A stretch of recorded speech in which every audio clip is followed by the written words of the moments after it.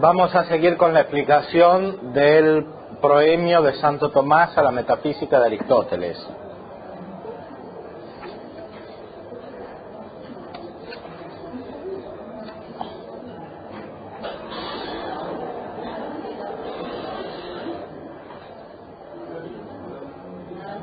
Aquí se trata justamente de qué es la metafísica y sobre todo, como veremos, cuál es su sujeto.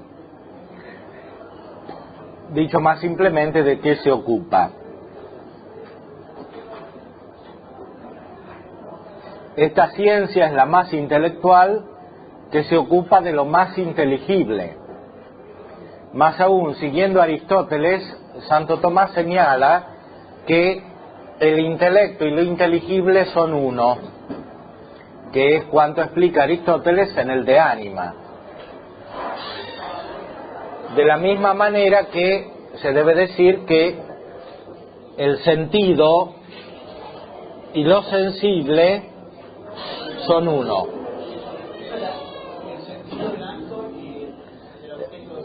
Y el sensible en acto. El sentido en acto y el sensible en acto.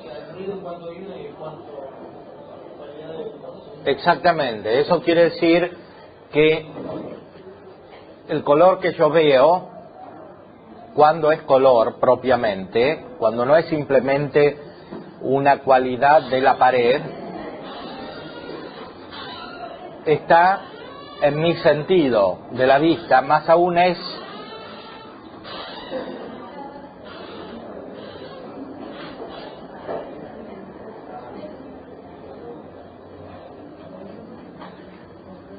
el color que yo veo es mi sentido en acto, o sea, no mi potencia en cuanto justamente está en potencia pasiva para un acto, que es la operación,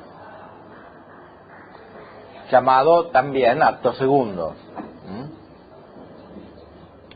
Sí. ¿Cuál es la diferencia entre el color visto y casualidad? Bueno, el color visto es una cualidad. Lo que pasa es que también hay cualidades no vistas. Por ejemplo, si nosotros nos vamos y apagamos la luz, lo que hay en la pared sigue existiendo como algo de la pared que tiene cualidades, pero no son las mismas cualidades que nosotros vemos cuando prendemos la luz y estamos aquí. Esas cualidades están actualizadas. Cuando nos vamos están solo en potencia. Cuando estamos, están en acto. Cuando nos vamos de aquí, lo que vemos no está más, así como lo vemos.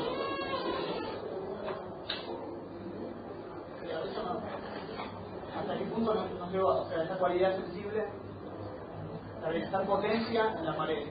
Yo me voy y esa pared no es blanca, pero no es, sí es blanca, pero solamente hay historia. Bueno, esa pared tiene cualidades que son eventualmente medibles, cualidades físicas, cualidades químicas, pero lo que no está en acto, sino solo en potencia, es el color blanco que yo veo ahora. Eso no está cuando me voy. Tanto es así que depende de la luz. Si apagamos la luz, tampoco está. Que es lo que los medievales llamaban el medio cognoscitivo.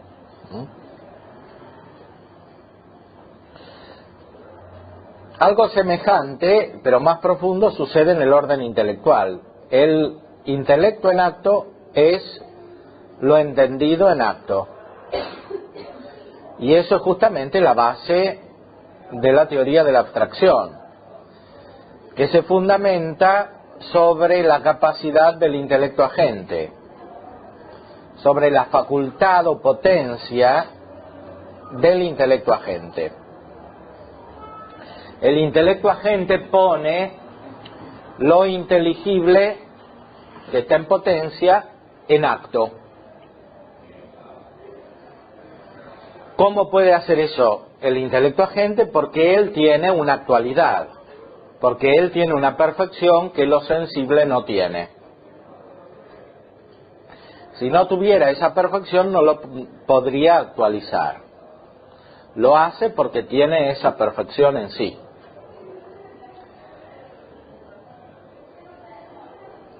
Por lo tanto, la esencia inteligible depende del intelecto agente, o sea, de la actualidad del intelecto agente.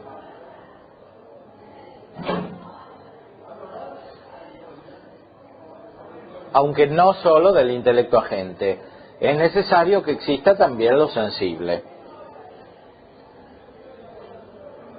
Y que eso sensible se una con lo que está en acto en el intelecto agente, que Santo Tomás, siguiendo a San Agustín, llama la participación de las razones eternas.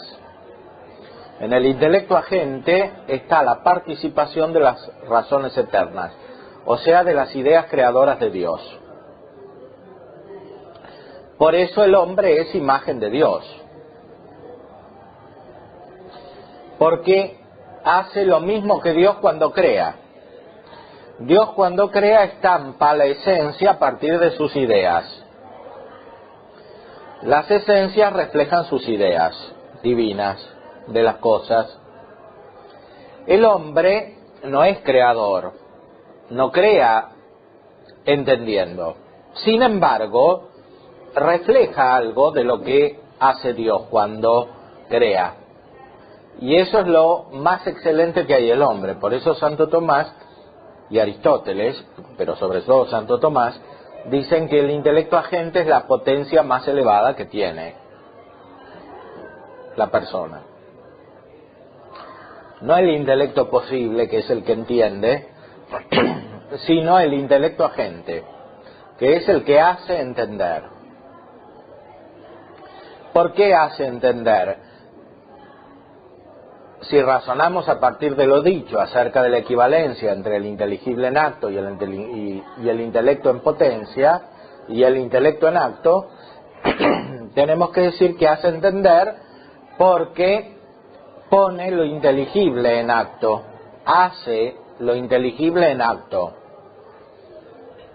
Santo Tomás dice facit intelligibilia in actu, o esse in actu. Facit, facere intelligibilia, hacerlo inteligible. La diferencia respecto de Dios es que no hace lo inteligible de la nada.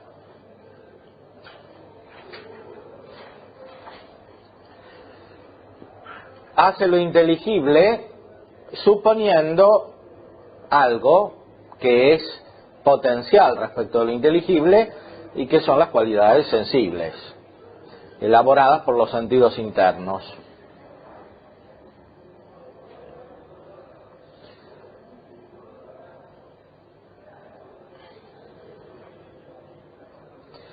De esta manera se proyecta operativamente la constitución entitativa y lemórfica del hombre. El ser del hombre no es pura forma, sino que es forma realizada en una materia. De la misma manera, el entender del hombre requiere de lo sensible, proporcionalmente. Y algo paralelo y semejante hay que decir respecto del orden de lo volitivo. No solamente la inteligencia hace lo inteligible en acto, sino que la voluntad hace el bien. ¿Qué bien hace la voluntad? No todo el bien metafísico, sino el bien moral, que es el bien humano en cuanto humano. La voluntad hace el bien. Si la voluntad no pone su acto, ese bien no existe. Aquí también la voluntad no hace el bien de la nada, sino que supone la exterioridad de los actos. O sea, hace que los actos del hombre producidos por las facultades exteriores de movimiento, incluso por el cuerpo, que esos actos sean buenos. O sea, que adquieran un nuevo ser.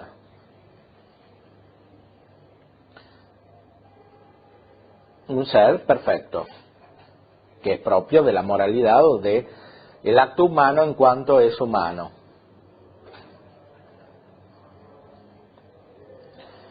Bueno,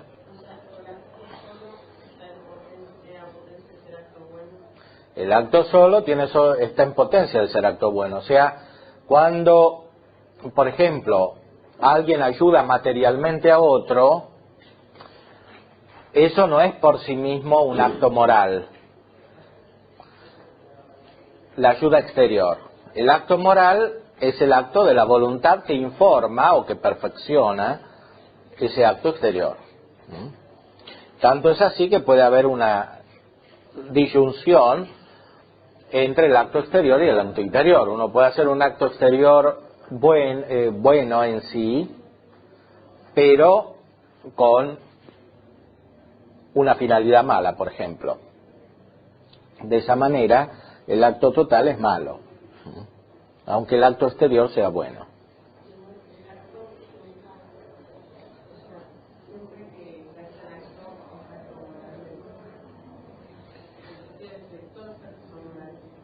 Todos los actos son morales cuando son hechos con la inteligencia y con la voluntad.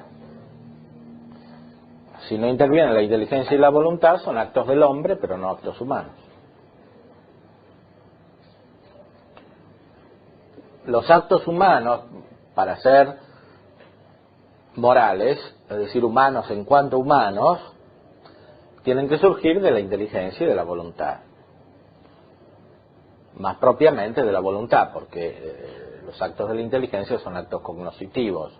Los actos de la voluntad son los actos morales, que a su vez suponen los actos cognoscitivos. Bueno, esto era una nota, una digresión para explicar el texto del proemio de Santo Tomás a la Metafísica de Aristóteles, que dice que lo inteligible en acto es el intelecto en acto. De manera tal que en la metafísica nos acercamos a la condición divina que es intelecto y entendido. Intelecto e inteligible en acto. Dios es lo que entiende de sí mismo, Dios se entiende a sí mismo. Teológicamente decimos que esa intelección de sí mismo está expresada en un concepto divino que es el Verbo de Dios. Eso no lo podemos saber filosóficamente, lo podemos saber teológicamente, supuesta la revelación, supuesta la fe. Sin embargo, Aristóteles se acerca en su metafísica a ese pensamiento. Y eso está supuesto, naturalmente, al inicio del tratado de la metafísica que Santo Tomás comenta.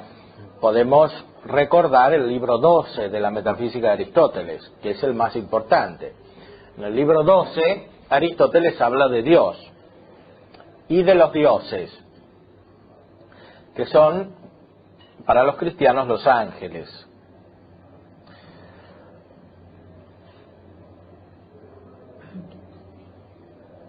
Él trata de describir la naturaleza de Dios, Ho-Theos. Ho-Theos, el Dios. El Dios son todas las sustancias divinas, de las cuales hay una primera, que es la que los cristianos identificaron con el Dios de la revelación.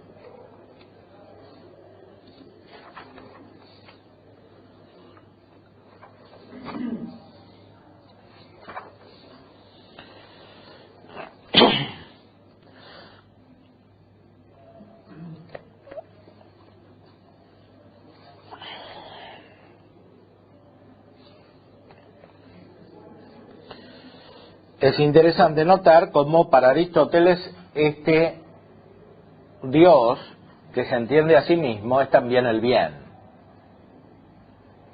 O sea, tiene las características que atribuía Platón a la realidad suprema, que era el bien.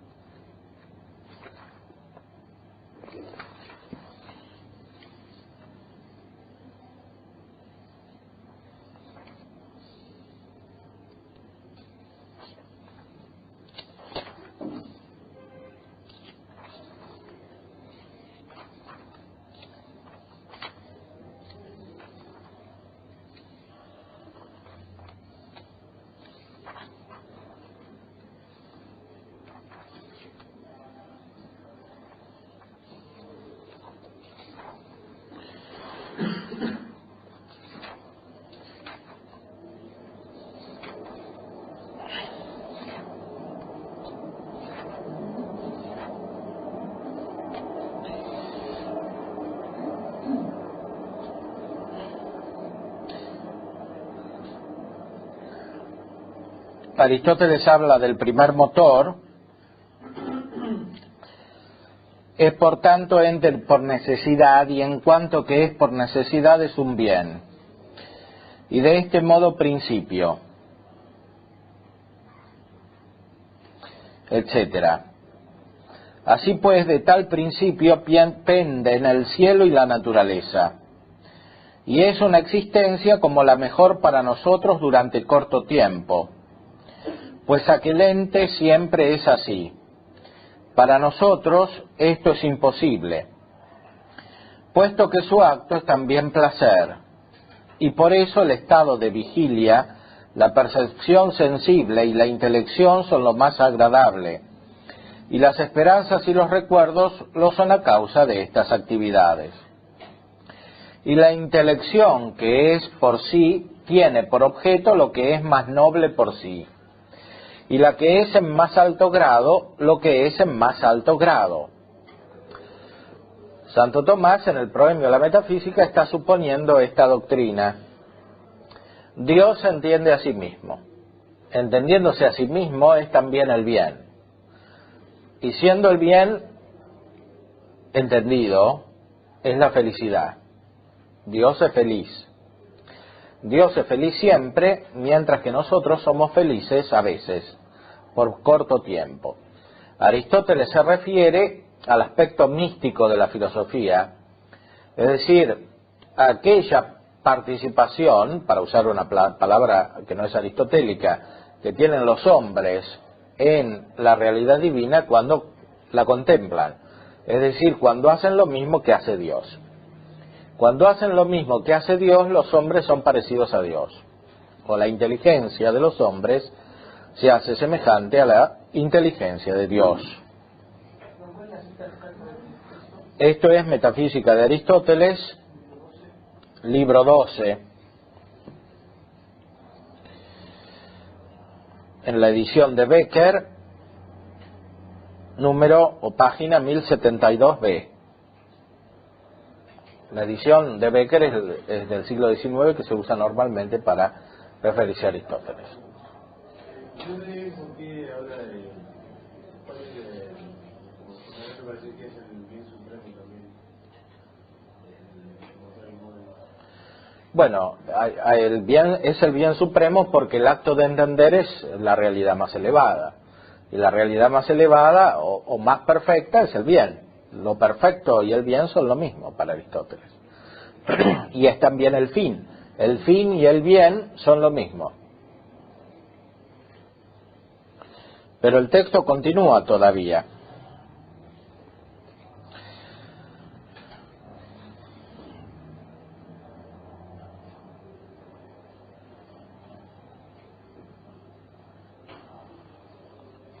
Es interesante, entre paréntesis, notar que de este principio depende el cielo y la naturaleza. Dice en griego, Ectoyautes ara arges ertetai houranos kai jefisis.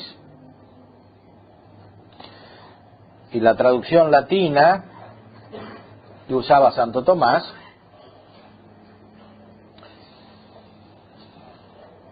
que era de Guillermo de Moerbeke, un dominico que había estado en Grecia, era obispo de Corinto,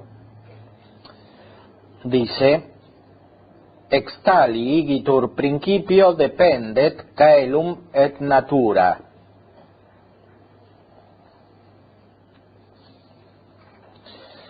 Aunque Aristóteles no hable de la creación ex nihilo, de la nada, sin embargo, muestra la dependencia de la naturaleza respecto del bien.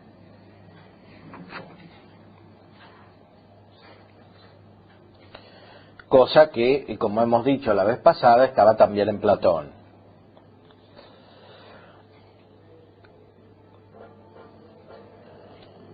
Lo interesante para nosotros aquí es notar cómo la perfección consiste en el acto de entenderse a sí mismo, que es el acto de entender lo inteligible. O sea, la culminación de lo que decimos acerca de que lo inteligible y el intelecto son lo mismo se dan en Dios cuando Dios se entiende a sí mismo.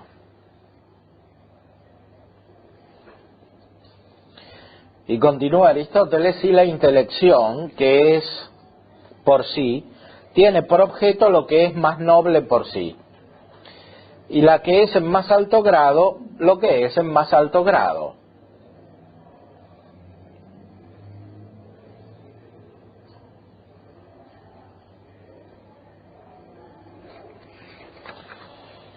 Dice en griego: he de noesis, he katauten, tu katautou aristou, kai he malista, tu malista.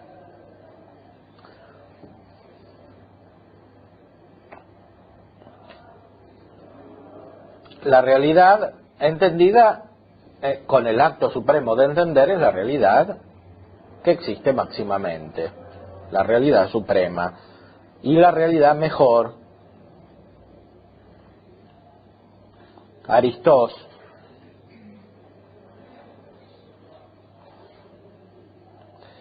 y el entendimiento se entiende a sí mismo.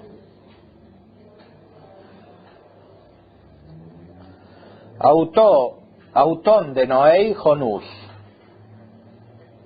El entendimiento se entiende a sí mismo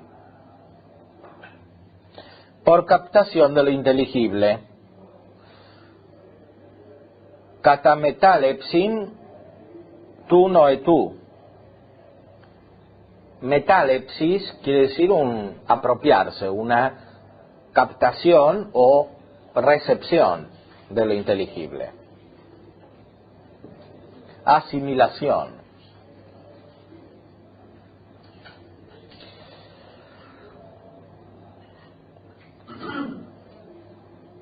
Pues se hace inteligible estableciendo contacto y entendiendo, de suerte que entendimiento e inteligible se identifican. Aquí está la frase clave.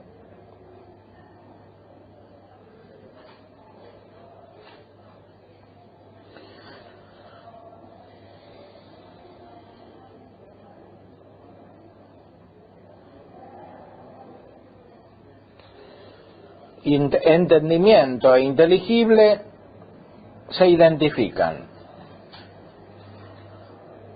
Tauton nous kai noeton. En griego es lo mismo, el entendimiento y lo entendido. Ahora, él llega como conclusión, y a partir de, como es ese conocimiento perfecto, de esa manera ese conocimiento de seres imperfectos, o al revés, viendo cómo ese conocimiento de seres imperfectos se deduce eso de la causa tremenda. Bueno, el camino aristotélico es desde abajo hacia arriba. En la metafísica se supone la física, y parte de la física es el de ánima de Aristóteles. En el de ánima, cuando estudia el alma humana, Aristóteles había desarrollado este tema referido al entendimiento del hombre, y ahí había distinguido entre el intelecto agente y el intelecto posible. En cambio, en Dios no hay que distinguir entre intelecto agente y el intelecto posible, porque Dios entiende en acto, es entendimiento en acto, y Él es en acto. El hombre tiene dos entendimientos porque su entendimiento, siendo imperfecto, está en potencia. El entendimiento que entiende está en potencia. El entendimiento que hace entender en el hombre está en acto, y en eso el hombre es parecido a Dios, o sea, es divino.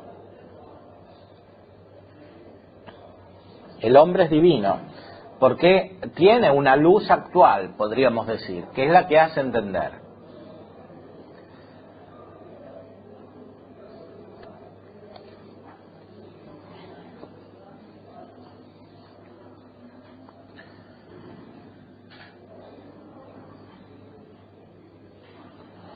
Los aristotélicos en la historia no iban a distinguir suficientemente la razón por la cual el entendimiento está en potencia. Iban a tomar la razón más evidente, que es la materia. Con la profundización de la filosofía medieval, como se ve en el de Spiritualibus Creaturis de Santo Tomás, la razón se ve más profundamente en la distinción entre el creador y la criatura, o sea, la distinción entre el ser y la esencia. La criatura es compuesta porque no todo su ser está actualizado, y por eso tiene un aspecto potencial aunque no tenga materia. La materia no es solo, la potencia no es solo materia, como en el hombre, sino que la potencia corresponde también al aspecto esencial de la realidad, o sea, al modo de ser distinto de la plenitud del ser que se da en Dios. Fíjense, y esto lo tenemos que profundizar más adelante, para Santo Tomás la distinción entre ser y esencia no se refiere tanto a una composición interior al ente. Se refiere sobre todo a la distinción entre el ente creado y el ser, que es el ente divino. Es ahí donde se capta plenamente el significado de la distinción entre el ser y la esencia. Quiere decir que la criatura no realiza plenamente todo el ser que está en Dios. La esencia en el ser creado es más bien lo que limita el ser, o sea, lo que limita. Bueno, Desde afuera, el acto de ser que no es perfecto, ¿no? Bueno, justamente eso es lo que yo quería notar, que no se entiende tan exactamente a veces, porque la esencia no es principalmente limitación. La esencia es el ser de un modo. Sí, una determinación, se puede decir una determinación, pero no determinación en el sentido de que perfeccione, sino en el sentido de que restringe. Pero la esencia como tal no es la restricción, no es la restricción o el límite, es, si se pudiese decir, el ser limitado. La esencia es el ser limitado. ¿Y en qué se distingue la esencia del ser? Justamente en que el ser por sí no es limitado. El ser por sí mismo es todo el ser. Y eso es el ipsum esse subsistens, el mismo ser subsistente que es Dios.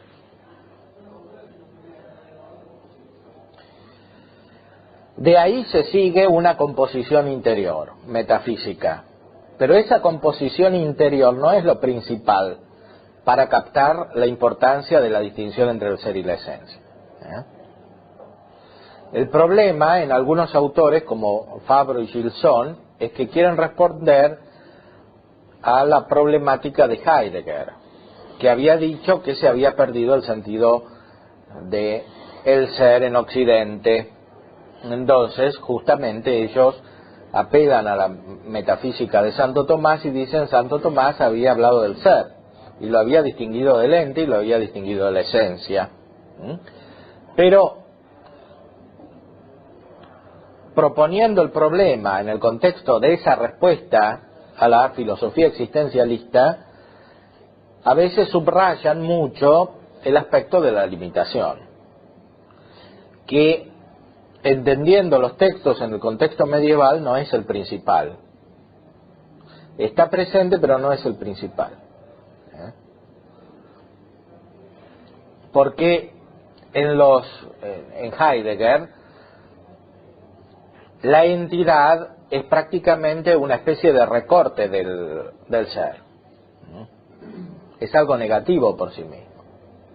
Y por eso hay que buscar, hay que retornar al ser, porque esa entidad, por otra parte, es el fruto de la acción del entendimiento que no capta lo inteligible del ser propiamente, sino que lo manipula poniéndolo al nivel de lo humano, porque Heidegger tiene una concepción del entendimiento que deriva de la raíz kantiana, empirista, nominalista, etcétera. Por eso el ente para él es lo manipulable, es lo que está a la mano, es lo que es inmediato y no tiene la profundidad del ser.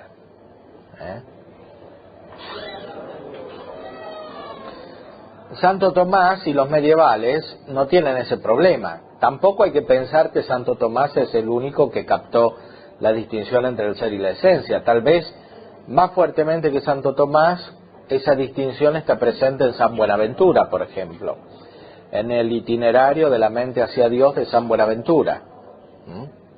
Y justamente San Buenaventura hace notar este aspecto que indicaba anteriormente, es decir,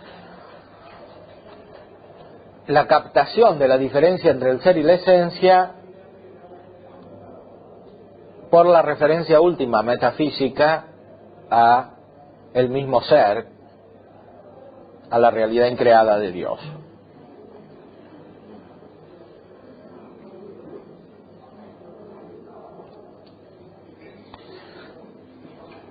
Sigamos con el texto de Aristóteles. Pues el receptáculo de lo inteligible y de la substancia es entendimiento, y está en acto teniéndolos, de suerte que esto, más que aquello, es lo divino que el entendimiento parece tener. Y la contemplación es lo más agradable y lo más noble.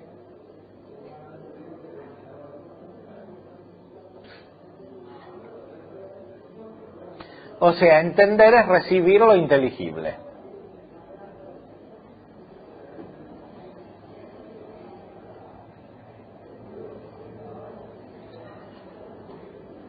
El receptáculo es una metáfora del entendimiento. El entendimiento recibe lo inteligible.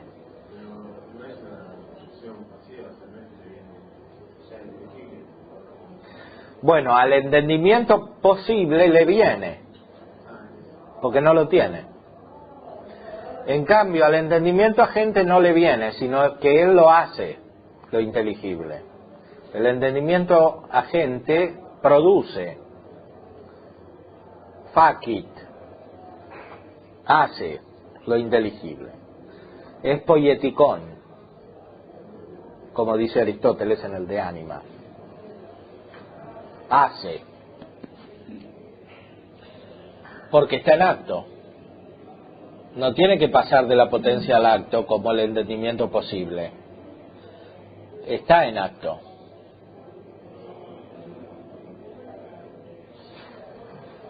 Dicho de otra manera, la diferencia entre el entendimiento agente y el entendimiento posible reproduce en el campo de las potencias operativas lo que sucede en el campo ontológico, es decir, en el campo de la distinción entre el ser y la esencia de la cual hablamos. La criatura no siendo el ser en plenitud, está dividida metafísicamente. De la misma manera, la operación de las criaturas superiores también está dividida, especialmente en su inteligencia.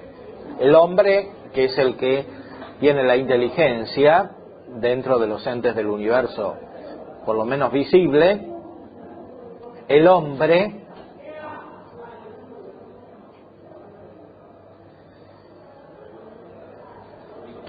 tiene la inteligencia de una manera dividida, no plena como Dios. Dios tiene la inteligencia en sentido pleno, y por eso lo inteligible y el entendimiento en Dios son lo mismo. En el hombre no son lo mismo. Sin embargo, están referidos el uno al otro, así como el ser está referido a la esencia. Y la esencia al ser.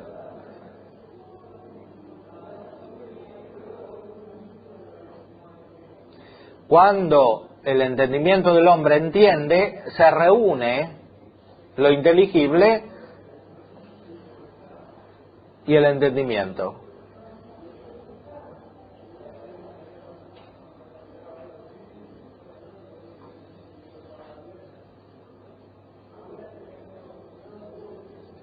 Lo que pasa es que el hombre, para entender, necesita también de lo sensible.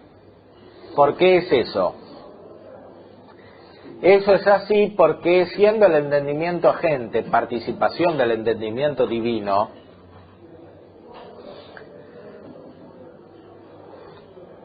está a un nivel superior de lo que el hombre puede entender. El acto del entendimiento agente es superior, si considerado directamente, a la capacidad que tiene el entendimiento posible para entender. Por eso es necesario, por decir así, que esa actualidad, esa perfección del entendimiento agente sea reducida dentro de los límites proporcionales a la naturaleza humana. Y eso se hace cuando lo que está en acto en el entendimiento agente se aplica a la materia. Aplicándose a la materia, o más precisamente a lo sensible, se reduce al nivel proporcionado a la capacidad intelectiva pasiva en potencia del hombre, o sea, el entendimiento que entiende. Pero, o sea, el intelecto agente, antes de alguna manera de presentar lo inteligible al intelecto pasivo, lo vuelve a lo sensible. O sea, lo que le presenta al intelecto pasivo es una imagen, no es lo inteligible sin ninguna representación. No es una imagen, es la esencia inteligible. Lo que pasa es que para que sea inteligible para el hombre, tiene que estar adecuada al nivel de la imagen. O sea, tiene que ser la esencia inteligible de las cosas materiales, dicho de otra manera. Porque el hombre lo que entiende son las cosas materiales, directamente. Las cosas inmateriales las entiende indirectamente, por analogía, por razonamiento y por negación.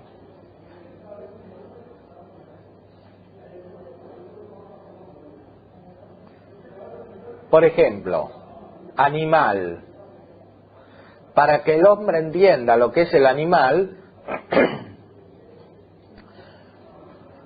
no es suficiente que el hombre se encierre en sí mismo. Es necesario que el intelecto agente se una con la imagen de los animales que están en el campo, no con los animales que están en el campo en cuanto tales, sino con la imagen de esos animales que están en el campo. Esa imagen está en el interior del hombre por la acción de las potencias sensitivas internas después de las externas.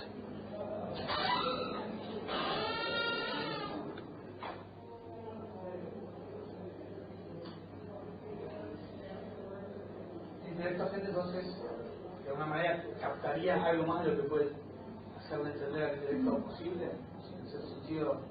Bueno, tiene la participación de una realidad que es superior a lo que puede entender el entendimiento posible. Porque es la realidad divina de la cual surgen todas las esencias. Por eso en eso participa más de la reflexión divina, el intelecto agente. Claro. Que lo abre una... Porque está en contacto directo con la fuente. En cambio, el intelecto posible está en contacto indirecto. En los ángeles no hay intelecto agente, porque los ángeles por creación reciben la participación de las ideas divinas directamente. Y no hace falta que las reduzcan para entenderlas. Ellos directamente las entienden, porque son intuitivos de lo espiritual o de lo inmaterial. El hombre no es intuitivo de lo inmaterial, directamente, porque el hombre tiene un intelecto inferior. Pero los ángeles igual es un intelecto posible también, que se entiende, digamos. Bueno, el intelecto posible y el intelecto agente son lo mismo, porque en ese intelecto están las ideas creadoras de las cosas recibidas de una manera que ya se entiende. En cambio, en el hombre están las ideas recibidas de una manera que no se puede entender directamente. Es necesario que haya otra potencia que las reciba a su modo, que es limitado y proporcionado a la materia.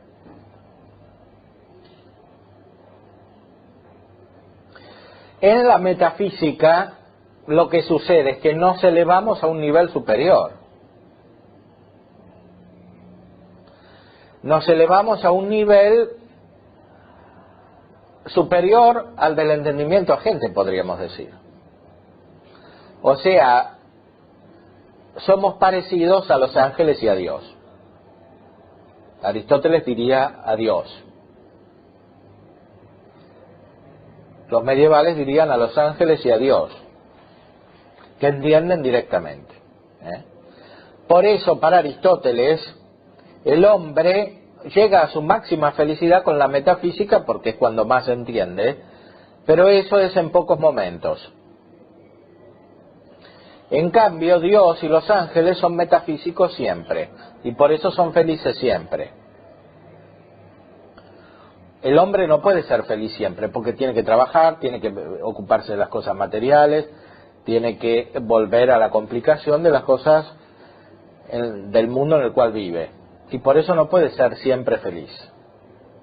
O sea, no puede llegar permanentemente al acto metafísico, que es el acto divino, el acto de Dios cuando se entiende a sí mismo.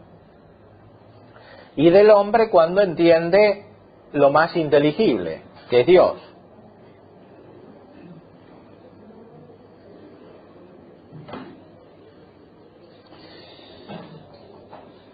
Veamos todavía lo que dice Aristóteles.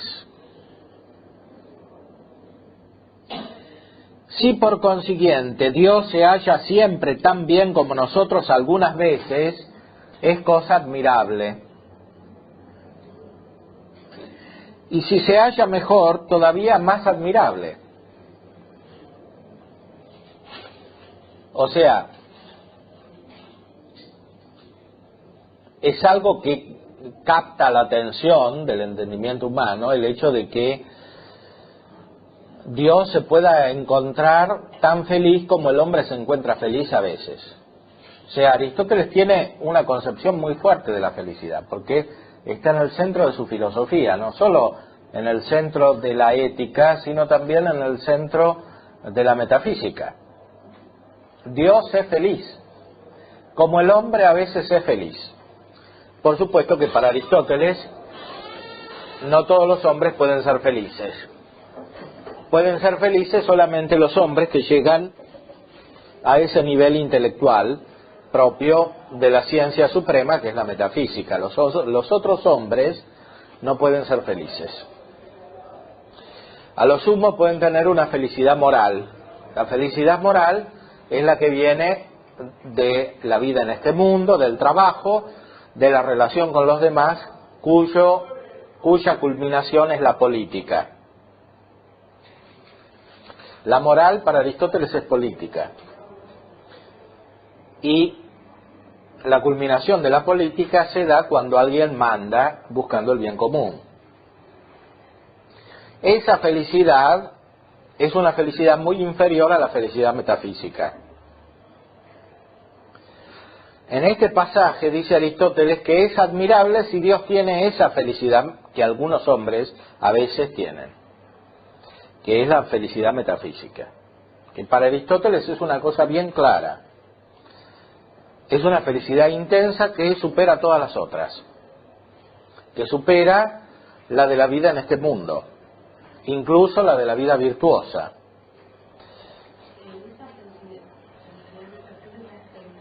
¿La voluntad humana o no habla o está relegada a la felicidad moral? Bueno,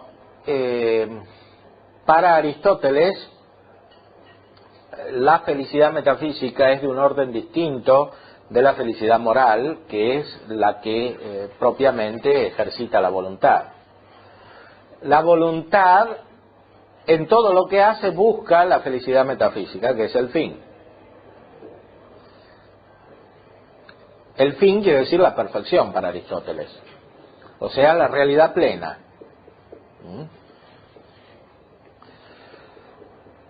Dios tiene eso que a nosotros nos causa ya admiración, porque es raro que alguien tenga esa felicidad. Por eso, cuando uno piensa que Dios puede tener esa felicidad, se admira. Y cuando piensa que Dios la puede tener siempre, que Dios la tiene siempre, se admira más todavía. ¿Por qué? Simplemente porque es raro que alguien sea feliz. Es mucho más raro pensar que exista la felicidad plena. Y esa es la que tiene Dios.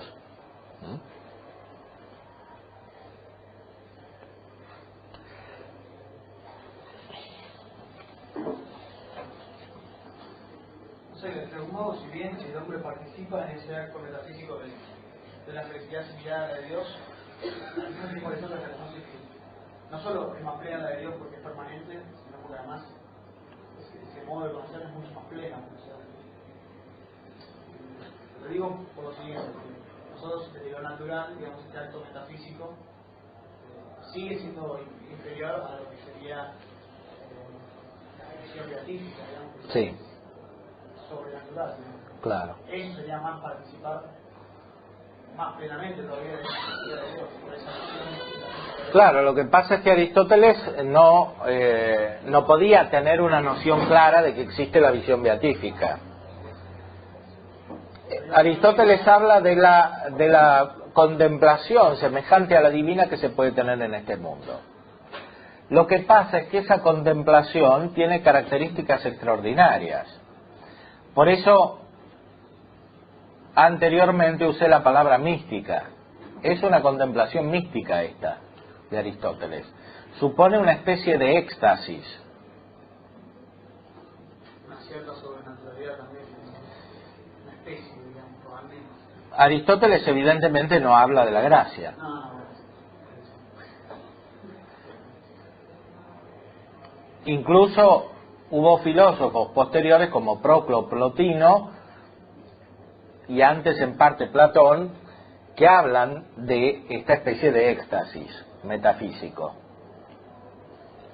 Sin embargo, el que lo presenta con características más cercanas a las que después aparecen en la doctrina cristiana es Aristóteles, porque hace la descripción más sobria y sobre todo porque no lo reduce a un acto inmanente. En el neoplatonismo, esa contemplación metafísica tiende a ser una especie de contemplación de sí mismo. En cambio, en Aristóteles claramente se trata de la contemplación de algo que es superior a la inteligencia humana.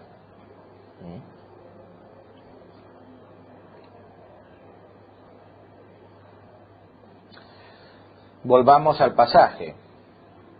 Si por consiguiente Dios se halla tan bien como nosotros algunas veces, es cosa admirable. Y si se halla mejor, todavía más admirable. Y así es como se halla, dice Aristóteles. No solo es admirable si Dios está tan feliz como nosotros a veces, sino que es seguro que Dios está así.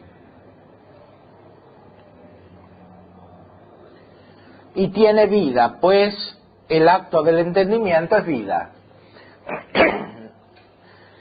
Esta operación suprema, que implica la felicidad, es vida, es la vida totalmente desarrollada.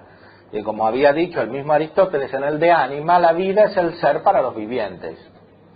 Es decir, esto es el ser en plenitud. Esto que tiene Dios es el ser en plenitud. Por eso para los medievales y para Santo Tomás iba a ser muy natural unir la metafísica aristotélica con su afirmación de que Dios es el mismo ser subsistente. Ipsum esse subsistens.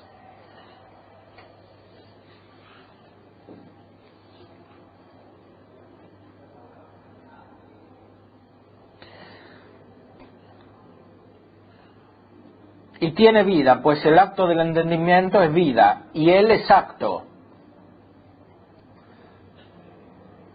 Ser vida es ser perfección, o ser acto. En esto Aristóteles está diciendo lo mismo que los medievales. Dios es perfección, Dios es acto, Dios es ser.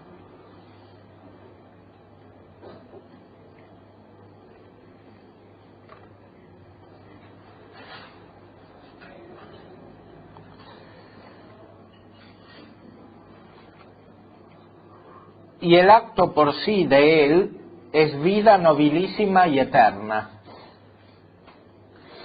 Afirmamos, por tanto, que Dios es un viviente eterno y nobilísimo. De suerte que Dios tiene vida y duración continua y eterna, pues Dios es esto.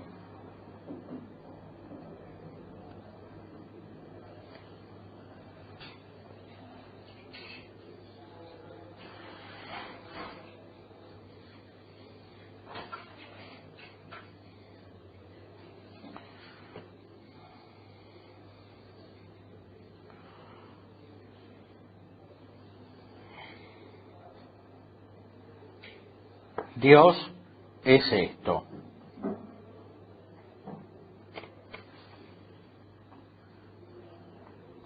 Y más adelante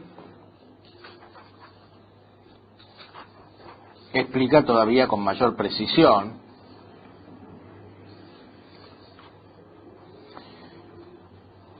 en qué consiste la realidad de Dios.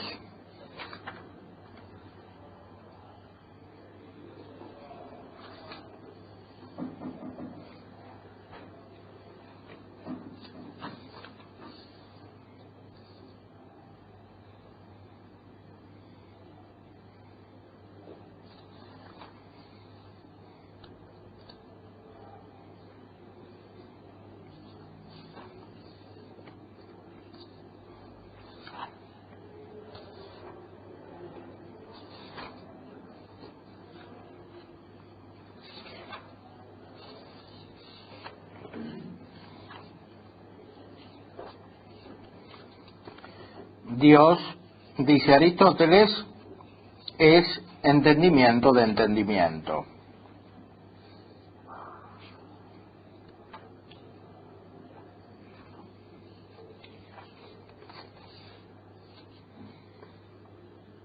Noesis, noesios, noesis.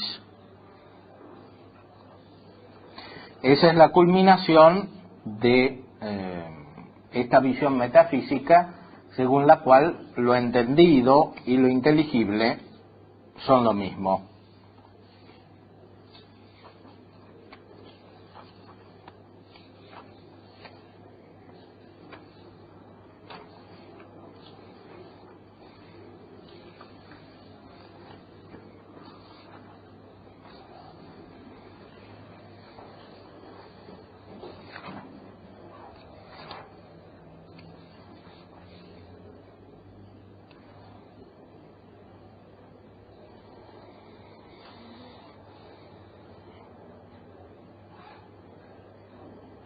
Pero lo relativo al entendimiento, dice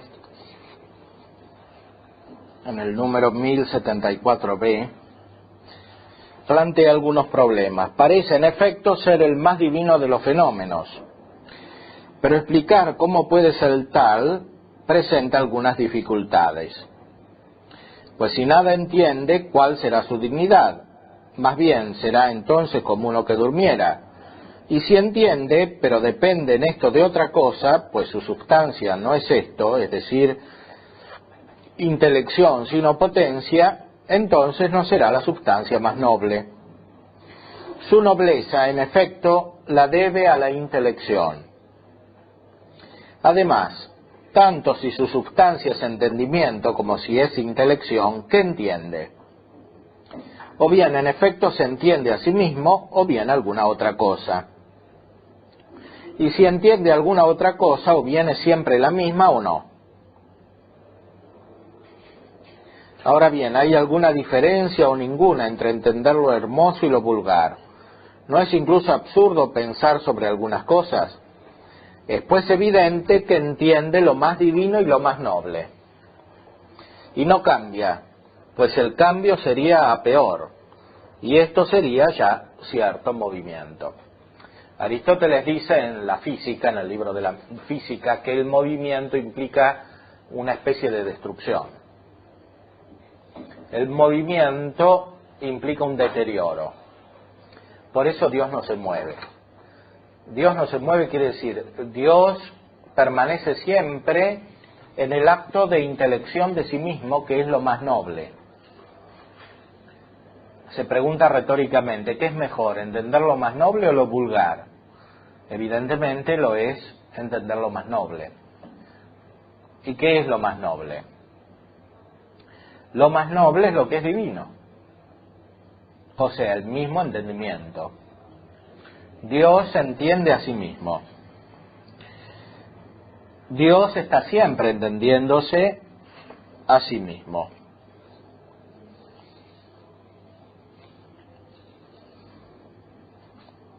Así pues, en primer lugar, si no es intelección sino potencia, es natural que sea fatigosa para él la continuidad de la intelección. Además, es evidente que habría otra cosa más honorable que el entendimiento, a saber, lo entendido. En efecto, el entender y la intelección se dará también en el que entiende lo más indigno. De suerte que si esto debe ser evitado, efectivamente no ver algunas cosas es mejor que verlas, la intelección no puede ser lo más noble.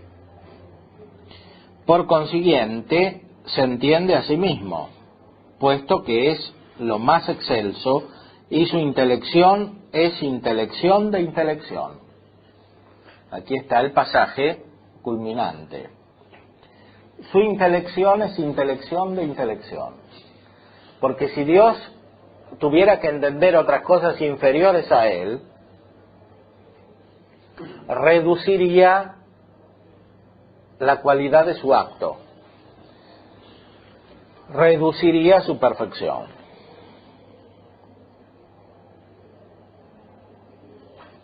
El entendimiento se dirigiría a lo entendido y eso entendido sería más importante que el entendimiento. En realidad, no hay nada más importante que el entendimiento. Eso es una especie de primer principio de Aristóteles. Lo más importante es el entendimiento. Porque el entendimiento es lo que da perfección, es lo que da, por tanto, felicidad.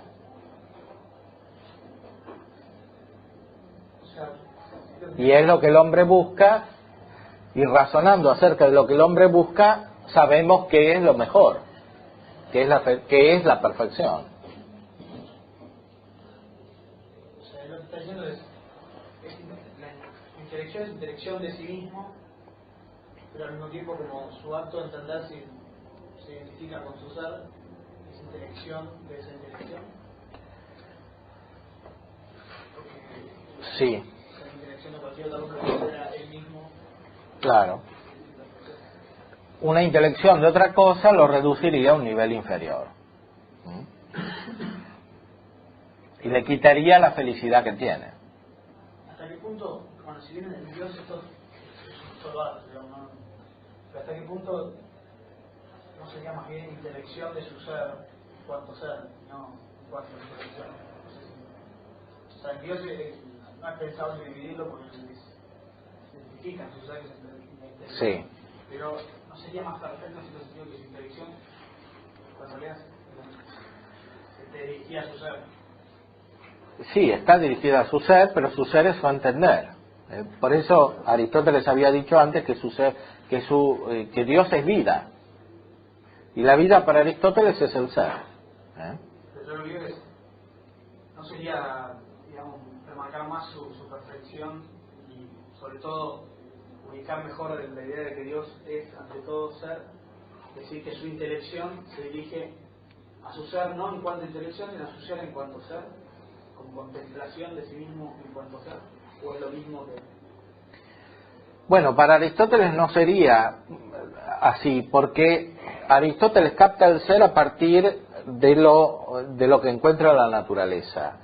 O sea, el camino aristotélico es un camino ascendente, porque no está la revelación. Por eso la reflexión filosófica no puede partir directamente del ser. Parte de la naturaleza, y en la naturaleza encuentra el ser. Elevándose progresivamente encuentra que el ser perfecto es la vida, y todavía más que el ser perfecto es el entendimiento.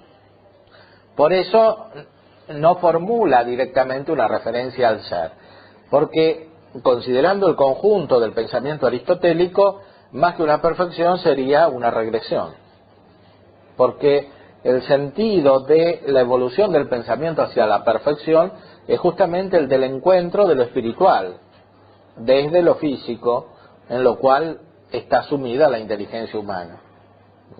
Dentro de una metafísica cristiana habría que decir más bien que Dios... En la metafísica cristiana está la revelación de Dios como supuesto, y eso hace que el entendimiento pueda dirigirse más claramente al ser como ser, porque lo distingue también más claramente de las criaturas.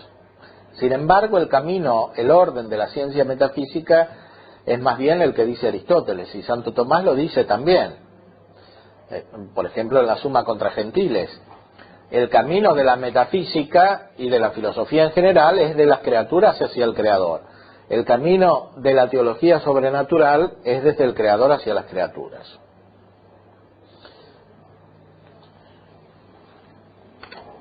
De cualquier modo, esto nos sirve para introducirnos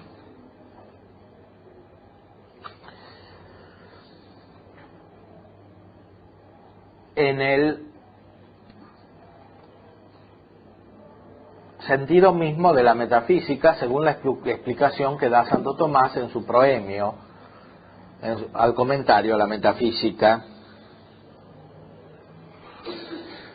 Todo lo que dijimos de Aristóteles se refería especialmente al hecho de que la ciencia superior es la que se refiere a lo más inteligible porque es la ciencia más intelectual. Aquí Santo Tomás acepta el principio aristotélico que el entendimiento es lo mejor.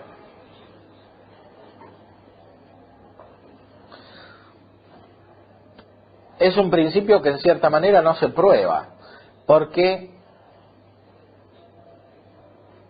es lo que da razón de toda la búsqueda filosófica y de todo lo que hace el hombre, incluso de su operación moral. Todo lo que hace el hombre es para ser feliz, y cuando el hombre es feliz, cuando entiende. No cuando entiende cualquier cosa, sino cuando entiende al modo divino lo divino.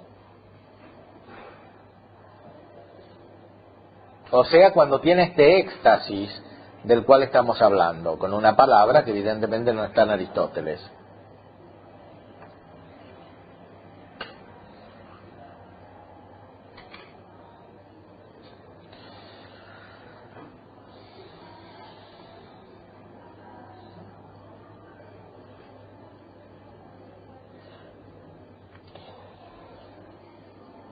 Ya que cada cosa tiene potencia intelectiva en cuanto está libre de la materia, es necesario que sean máximamente inteligibles las cosas que están máximamente separadas de la materia. Lo inteligible y el intelecto es necesario que sean proporcionados y del mismo género, porque el intelecto y lo inteligible en acto son uno. Aquí está esa palabra proporción que yo apliqué al caso del entendimiento posible, que no puede entender lo que le es desproporcionado porque es superior. O sea, lo que es inmaterial, lo que es divino, usando la terminología aristotélica. Continúa el texto de Santo Tomás: las cosas que están máximamente separadas de la materia, que no abstraen solamente de la materia determinada, como son las formas naturales tomadas universalmente, de las cuales trata la ciencia natural, sino que están separadas totalmente de la materia sensible, no sólo según la razón, como las cosas matemáticas, sino también según el ser, como Dios y las inteligencias. Por tanto, la ciencia que considera estas cosas parece ser máximamente intelectual y príncipe o señora de las otras ciencias. Esta es la metafísica. Eso es la proporción entre la naturaleza del intelecto y la naturaleza del intelecto. Sí. O sea, solo Dios puede conocerse a sí mismo. Sí. Por eso el hombre, cuando es metafísico, tiene que elevarse a un nivel superior, que es el nivel de la operación que hace Dios cuando se conoce a sí mismo. Por eso no todos los filósofos son metafísicos, sino solamente los que tienen la capacidad para hacer esta operación.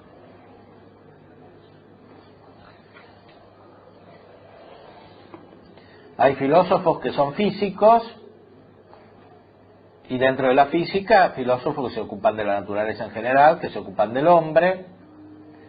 Hay filósofos que son matemáticos, hay filósofos que son éticos, y hay filósofos que son metafísicos.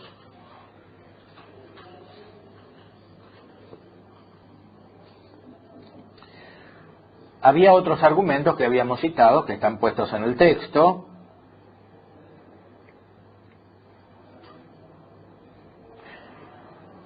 Para mostrar qué es lo máximamente inteligible. El primero se refería a que lo máximamente inteligible es lo que da más certeza. Es decir, lo que se refiere a las causas primeras. El segundo es el que se refiere a lo universal. Lo más inteligible es lo más universal, porque hace tener, metafóricamente hablando, al entendimiento una mirada más abarcativa.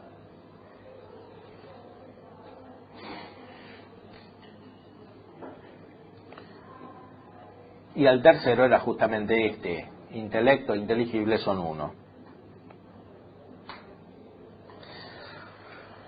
Esta triple consideración, o sea, este triple modo de argumentar, podríamos decir, o de pensar, hablando más imprecisamente, o de entender, hablando más precisamente.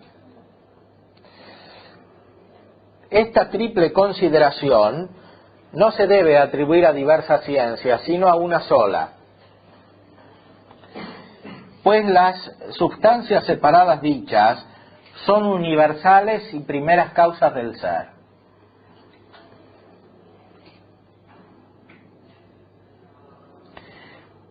A tal ciencia le corresponde considerar las causas propias de algún género y el mismo género,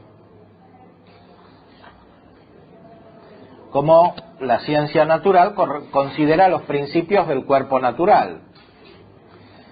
Por eso es necesario que a la misma ciencia le corresponda considerar las sustancias separadas y el ente común, que es el género, del cual las dichas sustancias son causas comunes y universales. Aquí entramos en un tema nuevo,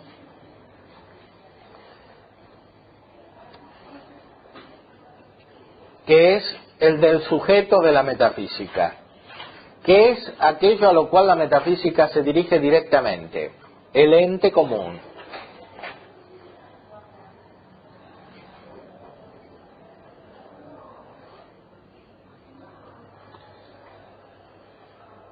Ahora bien, para entender el ente común, hay que entender sus causas, porque eso es justamente lo que hace entender.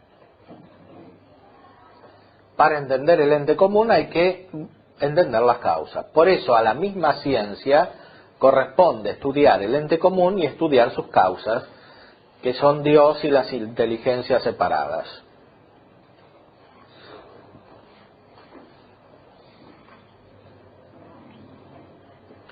Aquí vemos uno de los puntos cruciales en los cuales el aporte del cristianismo perfecciona la metafísica de Aristóteles. Porque en el texto de Aristóteles, de la metafísica, hay como una cierta oscilación entre el tema de la metafísica que se refiere al ente y el tema de la metafísica que se refiere a Dios. Santo Tomás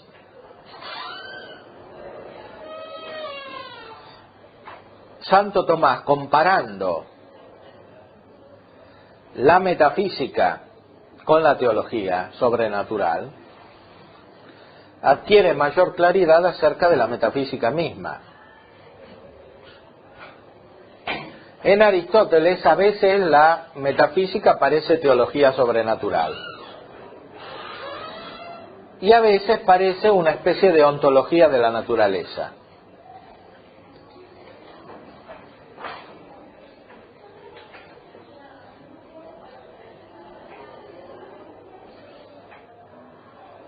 ¿Por qué? Porque Aristóteles no sabe distinguir claramente, porque no tiene la revelación, el significado de ese conocimiento extático de Dios, al cual él se refiere, de ese conocimiento místico de Dios.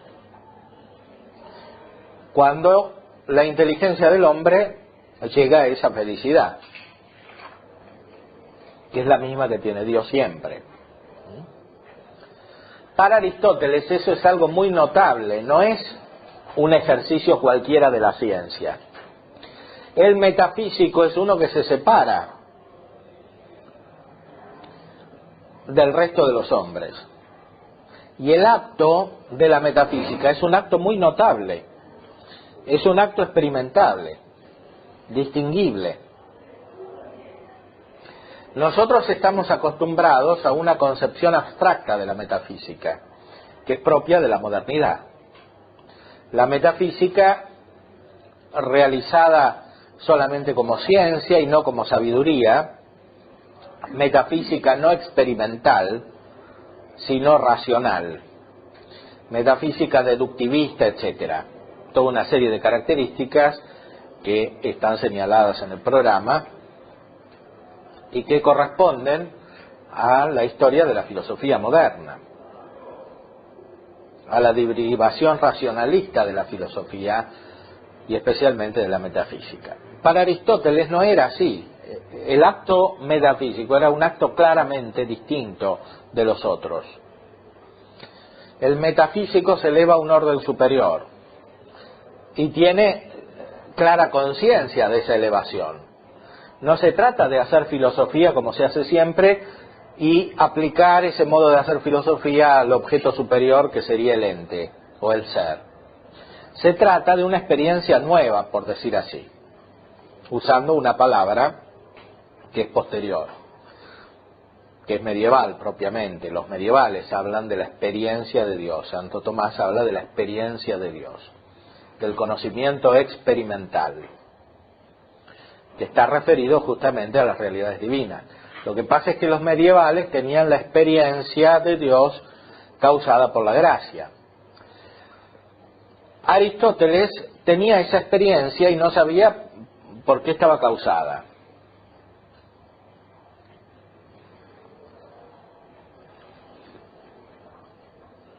Esa experiencia correspondía a un nivel superior de ejercicio de la inteligencia.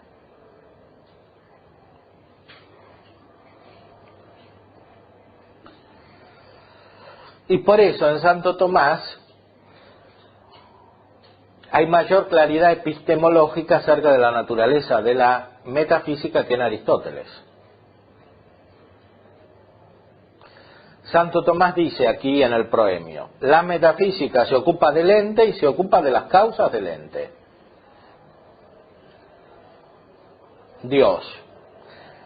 Pero de Dios no se ocupa directamente. En cambio en Aristóteles parecería que la metafísica se ocupa directamente de Dios. Porque es tan fuerte la impresión que le produce ese éxtasis a Aristóteles que cree que toda la metafísica está centrada en el conocimiento de Dios.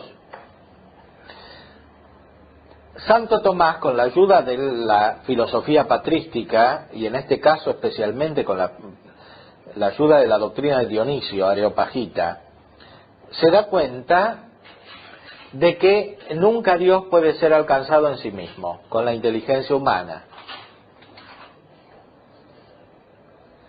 Y que incluso cuando nos unimos con Dios, por un acto que Dionisio llama génosis, unión, que corresponde a esta experiencia metafísica de la cual hablamos en Aristóteles, incluso cuando sucede eso, no sabemos de Dios lo que es, sino más bien lo que no es, como dice Santo Tomás al principio de la Suma Teológica.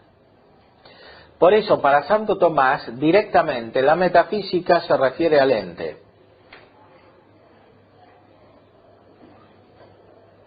Y solo indirectamente a Dios.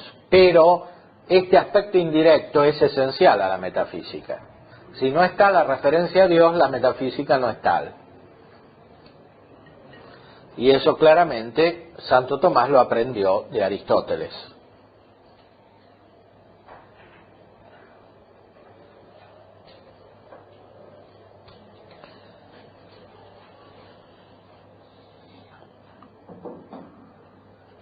Esa referencia a Dios, que es la causa universal de todo, abre la mente para que capte la comunidad del ente,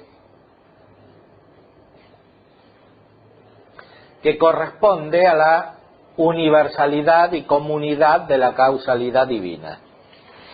Dios causa todo.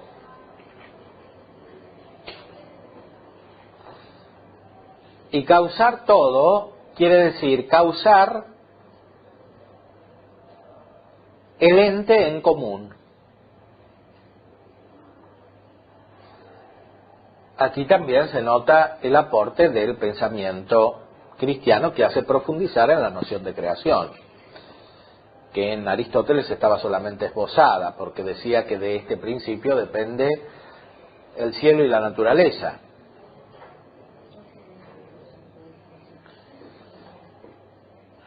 Aquí sabemos que Dios es la causa universal y común del ente común.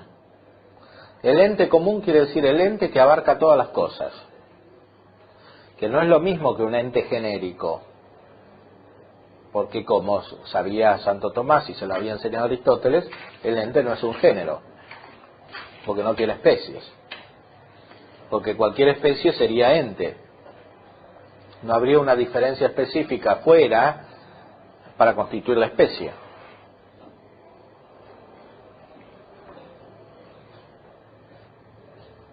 Todo es ente.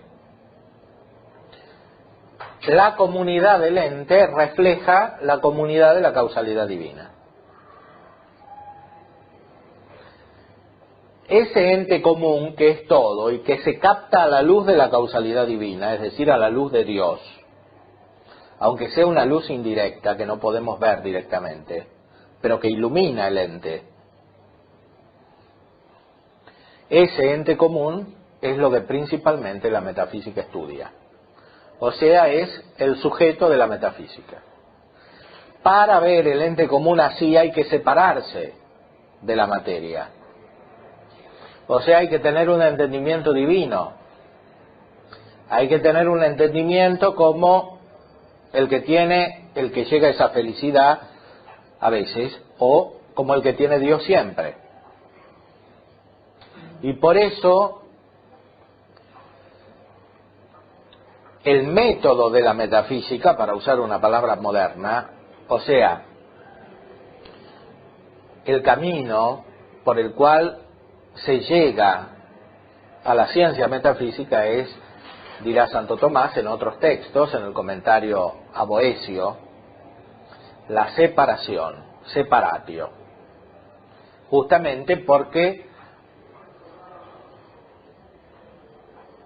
se trata de captar lo divino desde Dios, podríamos decir. Y eso no puede hacer el hombre cuando piensa normalmente, según las distintas ciencias. Porque todas esas ciencias dependen de la visión del ente material. Captan las esencias del ente material. Y aquí se trata, incluso cuando la inteligencia abarca lo material, de situarse más allá de lo material. Porque lo que tiene en común lo material con lo inmaterial no es material.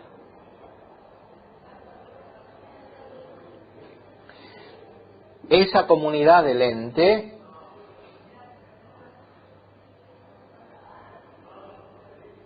causada por Dios, que está más allá de toda materia, eso es lo que estudia la metafísica. Bueno, vamos a tomar lista. Hay que poner una fecha para parcial, me parece. A fin de junio.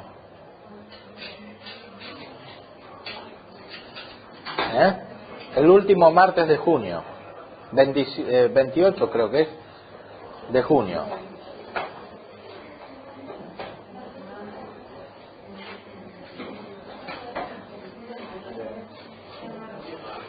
Ahí estudien todo lo que explicamos en clase con todos los textos a los cuales nos referimos.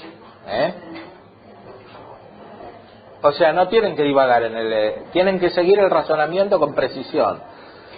Porque de otra manera no es metafísica. La metafísica es sabiduría, pero también es ciencia. Si no se tiene la ciencia, quiere decir que no se tiene la sabiduría. Por eso tienen que estudiar con mucha precisión y captar todos los razonamientos que hacemos aquí, fundándose sobre los textos a los cuales nos referimos.